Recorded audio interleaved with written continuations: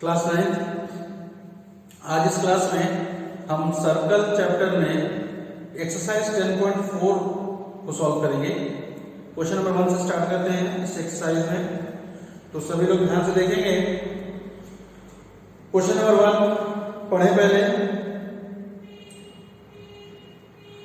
Exercise 10.4 question number 1, इसमें दिया हुआ है कि to circles of radii 5 centimetre and 3 centimetre intersect at 2 points and the distance between their centers is 4 centimeter. Then find the length of the common chord.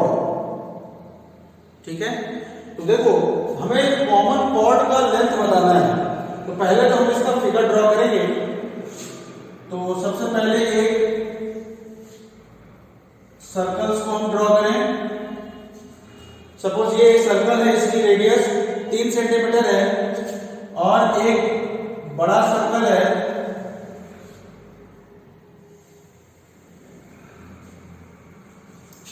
इसका radius 5 centimetre है। Suppose इसको हमने मिलाया, ये रेडियस हो गया 5 सेंटीमीटर का और ये सपोज छोटे वाले सर्कल का सेंटर है। तो अगर हम इससे इस पॉइंट को मिलाएं तो ये सपोज 3 सेंटीमीटर है और इन दोनों सेंटर्स को अगर हम ज्वाइन करें तो इनके बीच का डिस्टेंस 4 सेंटीमीटर है। ठीक है, तो अब कॉमन कॉर्ड का लेंथ बताना है। तो कॉमन कॉर्ड का मतलब सपोज ये हमारा एक कॉमन कॉर्ड होगा, ये जो हमने लाइन सेगमेंट खींचा है यही हमारा क्या होगा, कॉमन कॉर्ड। अगर हम नेमिंग कर दे, सबका नाम दे दें, तो ये सपोज O, ये C, ये A और ये B। ठीक है, अब देखो हम इस क्वेश्चन में एक थ्योरम का इस्तेमाल होगा। उसमें क्या कहता है कि दो सर्कल्स के सेंटर को मिलाने वाला जो लाइन सेगमेंट होता है वो कॉमन कॉर्ड का परपेंडिकुलर बाइसेक्टर होता है। ठीक है, ये थ्योरम है जो कि हमने इसके पहले वाले एक्सरसाइज में, एक्सरसाइज 10.3 में जो उसका थर्ड क्वेश्चन है उसके अकॉर्डिंग हम बता रहे हैं कि किसी भी दो सर्कल्स में अगर हम उनके सेंटर्स को ज्वाइन कर दें तो जो लाइन सेगमेंट मिलता है वो उस कॉमन कॉर्ड को बाइसेक्ट करता है और परपेंडिकुलर भी होता है। ठीक, इसका मतलब अगर हम इस पॉइंट को नाम दे दें, सपोज कुछ पॉइंट नाम दे दिया D, तो हम ये कह सकते हैं कि ये जो AD है वो इस BD के बराबर होगा। AD जो है वो इस BD के बराबर होगा। ठीक है, उसके अलावा ये जो एंगल है ये 90 डिग्री, ये भी 90 डिग्री होगा। सिमिलरली इधर भी 90 डिग्री, इधर भी 90 डिग्री होगा। तो अब हमें चाहिए क्या, हमें इस कॉमन कॉर्ड का लेंथ चाहिए। तो अब देखो हमने बताया कि ये जो AD है वो BD के इक्वल है। तो अगर हम AD निकाल लें और उसमें उसको डबल कर दें, 2 से मल्टीप्लाई कर दें, तो हमें ये पूरा AB मिल जाएगा जो कि कॉमन कॉर्ड है। ठीक है, तो अब मतलब हमारा जो मेन एम होना चाहिए वो क्या होना चाहिए, ये AD को फाइंड करना। अब AD को फाइंड करने के लिए हम क्या करेंगे, जैसे देखो हम ये जो OC है ये पूरा 4 सेंटीमीटर है।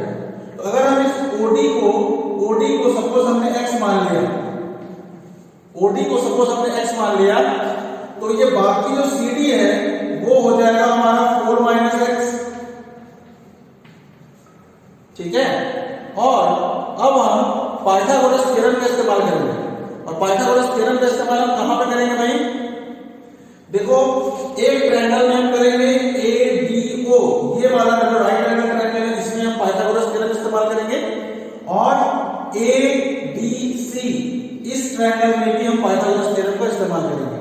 ठीक है, और पाइथागोरस का इस्तेमाल करके हम इस x की वैल्यू को फाइंड करेंगे, क्योंकि x की वैल्यू फाइंड करने के बाद ही हमें इस AD की वैल्यू हमें मिल सकती है। अब कैसे कर रहे हैं उसको देखो। सबसे पहले in triangle ADO solution, in triangle ADO according to Pythagoras theorem OA square equals to OD square plus AD square, ठीक है ना। तो OA square is equal to OD square plus AD square, तो it implies that AD square equals to AD square is equal to OD square minus AD square is equal to OA square minus OD square, OA square minus OD square, ठीक है। तो अब AD square is equal to OA हमारा 3 है, तो 3 का square यानी कि 9 माइनस OD को हमने x माना हुआ है, तो ये हो जाएगा x square, clear. Suppose this is equation number 1। अब हम दूसरी बार पाइथागोरस थ्योरम लगाने जा रहे हैं ट्रायंगल ADC में, ये जो पास वाला ट्रायंगल है उसमें। तो ADC में अगर हम पाइथागोरस थ्योरम लगाएं तो ये हो जाएगा in triangle ADC according to Pythagoras theorem AC square equals to CD square plus AD square, AC square is equal to CD square plus AD square। तो यहां से AD square is equal to AC square minus CD square हो जाएगा। तो यहां से AD square is equal to AC square, AC का मान 5 है, तो 5 का स्क्वायर ये हो जाएगा 25 माइनस CD स्क्वायर, CD कितना है 4 माइनस x, तो CD का स्क्वायर यानी कि 4 माइनस x होल स्क्वायर, ठीक है। Suppose this is equation number 2। अब देखो इक्वेशन नंबर 1 और इक्वेशन नंबर 2 दोनों का जो लेफ्ट हैंड साइड है वो सेम है। इक्वेशन नंबर 1 का left hand side AD square है, इक्वेशन नंबर 2 का भी left hand side AD square है। दोनों का लेफ्ट हैंड साइड इक्वल होने की वजह से हम दोनों के राइट हैंड साइड को भी इक्वल कर देंगे, ठीक है। तो from equation 1 and 2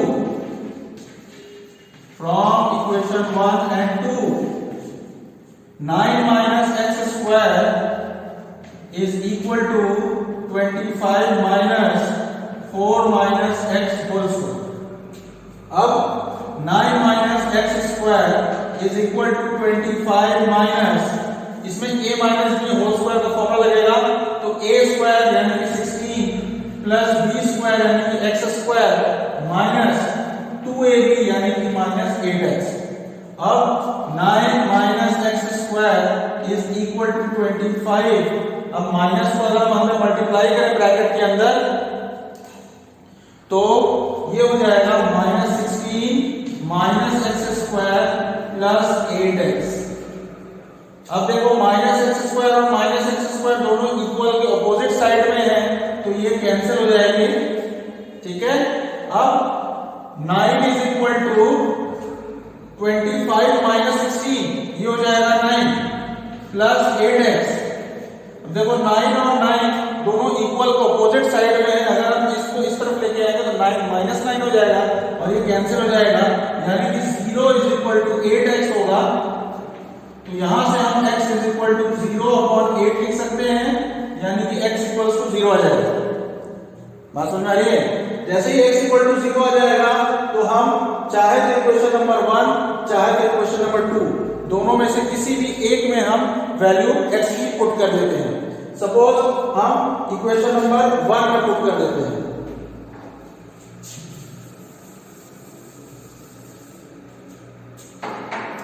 equation number 1 में x की जगह हम 0 पुट करने जा रहे हैं। Therefore AD square is equal to 9 minus x square यानी कि 0 का स्क्वायर, तो ये हो जाएगा 9 माइनस 0 यानी कि 9। तो AD square is equal to 9 आ गया, इसका मतलब AD is equal to square root of 9, तो ये आ गया 3 सेंटीमीटर। तो AD की वैल्यू आ गई है 3 सेंटीमीटर।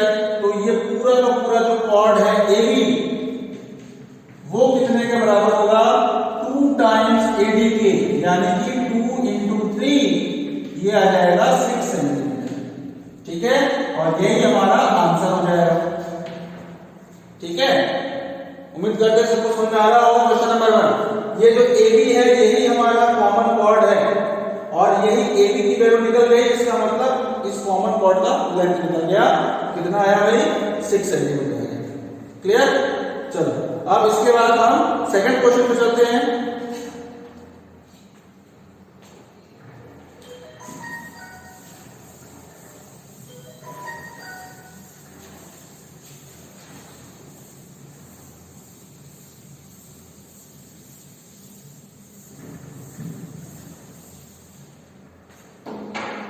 क्वेश्चन नंबर 2,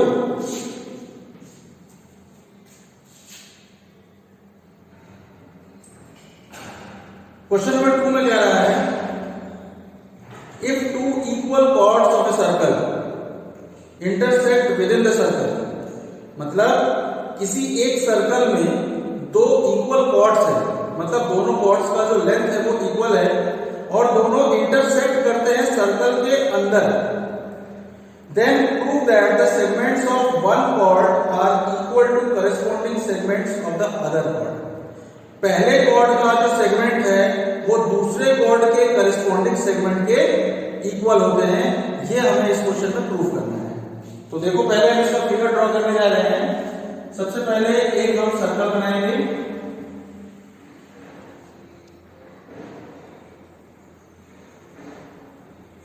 ये सपोज एक सर्कल हो गया। अब ये सर्कल का सेंटर है सपोज O। अब इसमें हम 2 इक्वल कॉर्ड्स ड्रॉ कर दे रहे हैं। सपोज ये हमारा एक कॉर्ड हो गया और ये सपोज हमारा सेकंड कॉर्ड हो गया। नाम दे देते हैं सपोज AB और CD। ठीक है, तो हम देख रहे हैं कि ये दोनों इंटरनली इस पॉइंट पर कट कर रहे हैं। मान लिया इस पॉइंट को हमने नाम दे दिया C।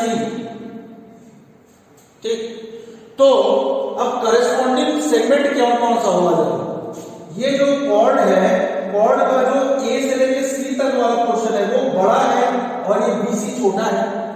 तो जो AC का बड़ा, ये जो AB का AC वाला पोर्शन है वो इक्वल होना चाहिए सेकंड वाले कॉर्ड के। सॉरी देखो यहाँ पे C है ना, इसको कुछ और नाम दे देते हैं, सपोज E। ठीक है, ये जो AE है वो इक्वल होना चाहिए CE के और ये जो BE है वो इक्वल होना चाहिए DE के। ये हमें प्रूफ करना है। ठीक, तो देखो पहले हम इसमें लिख लेते हैं given a circle with centre O, a circle with centre O। इसके अलावा हमें दिया गया हुआ है कि दोनों कॉर्ड्स का लेंथ इक्वल है, यानी कि AB इक्वल्स टू CD, ये हमें गिवन है। ठीक, और हमें प्रूफ क्या करना है? To prove AE equals to CE and BE equals to DE। ठीक है, ये दो चीज हमें प्रूफ करना है। अब इसके लिए हम क्या करेंगे? ये जो सेंटर हमें दिख रहा है वो हम इस सेंटर से दोनों कॉर्ड्स पे परपेंडिकुलर ड्रॉ करेंगे। क्या करेंगे भाई? ये जो सेंटर है इससे हम इस AB पे भी परपेंडिकुलर ड्रॉ करेंगे और CD पे भी परपेंडिकुलर ड्रॉ करेंगे। तो देखो इस O से सपोज हमने एक परपेंडिकुलर ड्रॉ कर दिया, सपोज इसको हमने नाम दे दिया F, और इसी O से हमने इस CD पे भी परपेंडिकुलर ड्रॉ किया है जिसका कि नाम हो गया सपोज G। अब इसके बाद एक और चीज हमने क्या किया कि इस O को E से ज्वाइन कर दिया, O को E से ज्वाइन कर दिया।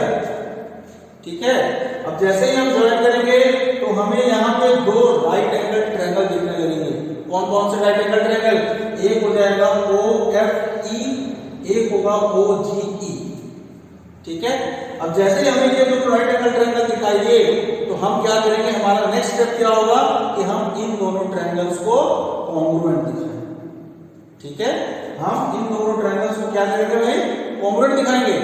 और कॉन्ग्रुएंट दिखाने से फायदा क्या होगा हमें कि जैसे ही हम दोनों ट्रायंगल्स को कॉन्ग्रुएंट दिखाएंगे तो बाय सीपीसीटी ये जो FE है वो इस GE के बराबर हो जाएगा। ठीक है, अब इसका इस्तेमाल के आगे कैसे होगा वो हम इसके आगे बताएंगे, पहले हम इतना कर लेते जितना हमें बताया। क्लियर? तो चलो प्रूफ में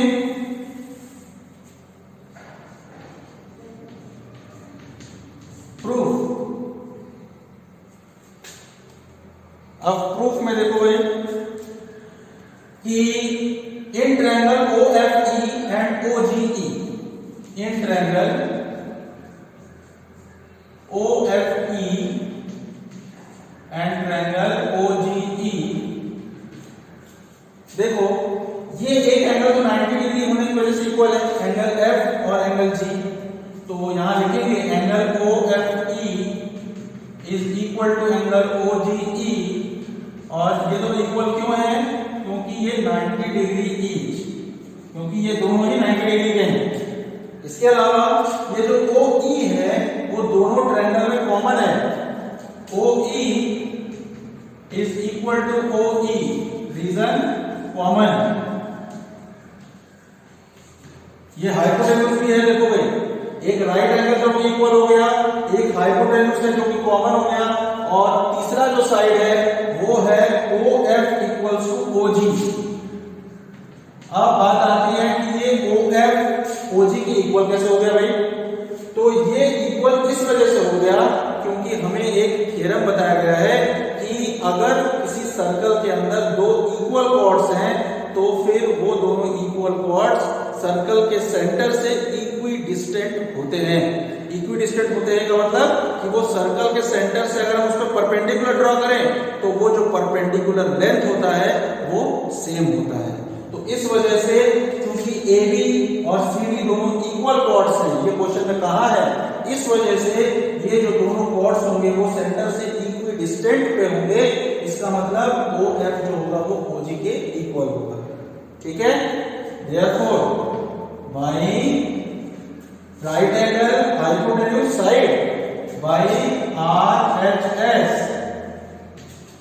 triangle OFE is congruent to triangle OGE। और जैसे ये दोनों ट्रायंगल्स कॉन्ग्रुएंट होंगे therefore by CPCT FE equals to GE, FE या फिर EF equals to EG, EF equals to EG। Suppose this is equation number 1। देखो ये आ गया ना EF equals to EG। अब इसका हम यूज करेंगे अभी थोड़ी देर में आगे। अब इसके बाद क्या करेंगे, जो हमें दिया हुआ है क्या AB equals to CD, मतलब दोनों कॉर्ड्स इक्वल है, इसका अभी यूज करेंगे। Now AB equals to CD है, ये तो हमें गिवन है। ठीक है, अब दोनों साइड में अगर हम 1/2 से मल्टीप्लाई कर दें तो 1/2 AB equals to 1/2 CD हो गया। तो इसका मतलब क्या हो, 1/2 AB का मतलब AB का आधा, और इधर 1/2 CD का मतलब CD का आधा। अब देखो 1/2 AB, यानी कि अब देखो यहाँ पे एक और थ्योरम लगेगा कि अगर हम सेंटर से किसी कॉर्ड पे परपेंडिकुलर ड्रॉ करते हैं तो वो उस कॉर्ड को हाफ यानी कि बाइसेक्ट करता है, आधा आधा बांटता है, बाइसेक्ट करता है। भाई किसी भी सेंटर से अगर हम किसी भी कॉर्ड के ऊपर परपेंडिकुलर ड्रॉ करें तो उस कॉर्ड को बाइसेक्ट करता है।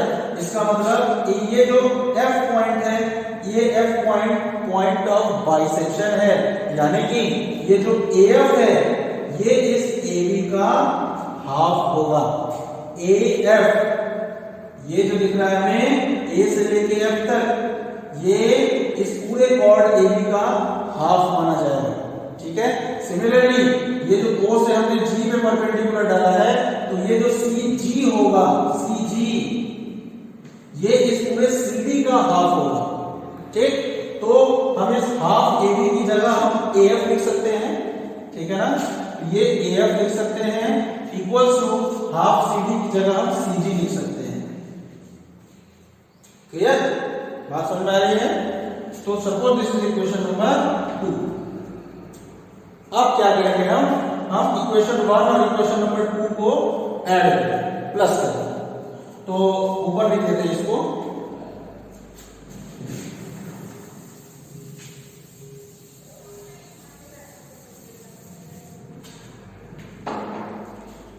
Adding equation 1 and 2, adding equation 1 and 2, equation 1 और 2 को अगर हम ऐड करें तो ये हो जाएगा EF plus AF, EF plus AF is equal to EG plus CG, EG plus CG। ठीक है, अब देखो EF प्लस AF, अगर हम EF और AF को प्लस कर दे तो हमें AE मिल जाएगा। तो ये हो जाएगा हमारा AE equals to EG plus CG, EG plus CG करेंगे तो हमें ये CE मिल जाएगा। तो इसकी जगह पे हमने लिख दिया AE इक्वल्स टू C। ठीक, तो देखो जो हमें प्रूफ करना था उसका एक पार्ट आ चुका है, AE इक्वल्स टू CE। बात समझ में आ गया? क्लियर है? अब इसके बाद हमें सेकंड वाला प्रूफ करना है, यानी कि BE इक्वल्स टू D।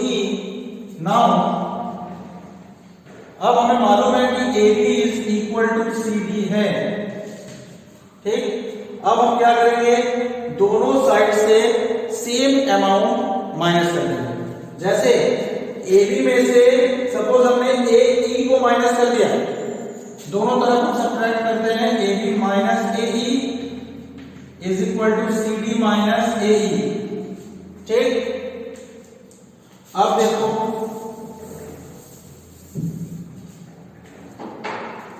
अब AB में से अगर हम AE को माइनस कर दें तो हमें BE मिल जाएगा, है ना। और इसके पहले एक चीज और बताएं, जैसे देखो ये जो AE है यहाँ पे राइट साइड में जो हमने लिखा है CD माइनस AE, इसमें जो ये AE है इसकी जगह हम यहां से AE की जगह CE रिप्लेस कर सकते हैं, क्योंकि AE CE के इक्वल है। तो AE की जगह हम यहां पे CE रिप्लेस कर सकते हैं। यहां पे AE को AE ही रहने देना है, लेकिन यहां पे जो AE है उसको हम CE से रिप्लेस कर देते हैं। तो ये हो जाएगा AB minus AE is equal to CD minus CE। अब AB माइनस AE यानी कि BE हो जाएगा ये, और CD माइनस C, पूरा CD में से अगर हम इस पूरे CE को माइनस कर दें तो हमें क्या मिल जाएगा, BE मिल जाएगा। तो देखो भाई ये सेकंड वाला पार्ट भी प्रूफ है, मतलब करस्पॉन्डिंग सेगमेंट्स जो हैं वो हमारे इक्वल हो गए, यानी कि AE CE के इक्वल हो गया और BE DE के इक्वल हो गया। यही दोनों हमें प्रूफ करना है। ठीक है, प्रूफ।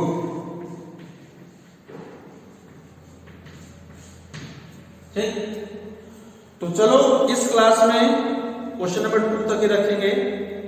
अब नेक्स्ट क्लास में हम क्वेश्चन नंबर 3 से स्टार्ट करेंगे। उम्मीद करते हैं जितना हमने बताया है, आज 2 क्वेश्चन बताए इस क्लास में, तो ये आपको अच्छे से समझ में आ गया होगा। इस क्वेश्चंस को आप बार बार रिवाइज करेंगे तो आपको इजीली समझ में आ जाएगा। ठीक है, ऑफ कर दो।